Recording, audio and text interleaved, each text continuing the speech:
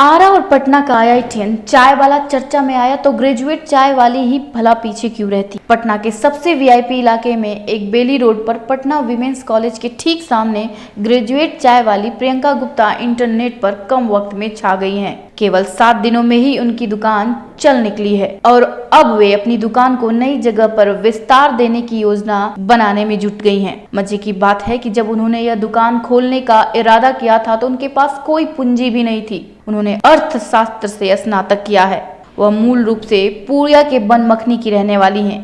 2 भाइयों से बड़ी 24 वर्षीय प्रियंका 2019 में वाराणसी के महात्मा गांधी काशी विद्यापीठ से अर्थशास्त्र में स्नातक करने के बाद कई सालों तक प्रतियोगी परीक्षा के लिए तैयारी करती रहीं। परीक्षा में लगातार असफलता मिलने के बाद उन्होंने हिम्मत नहीं हारी। उन्होंने अपने गांव वापस जाने की बजाय पटना में चाय का ठेला लगाकर आत्मनिर्भर भारत का रास्ता चुन लिया है। पटना विमेंस कॉलेज की छात्राओं से घिरी ग्रेजुएट चाय वाली प्रियंका ने बताया कि चाय बेचने का आइडिया MBA चाय वाला प्रफुल्ल बिलोर की वीडियो देखने के बाद आया।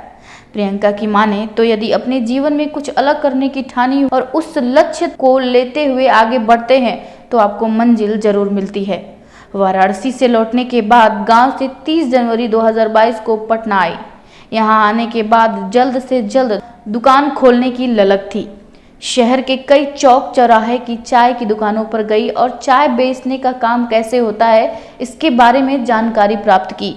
चाय की दुकान खोलने के लिए उनके पास पैसे नहीं थे। उन्होंने कई बैंकों में संपर्क किया ताकि प्रधानमंत्री मुद्रा लोन स्कीम के तहत पैसे मिल जाएं। उनका दावा है कि किसी बैंक ने कोई मदद नहीं दी।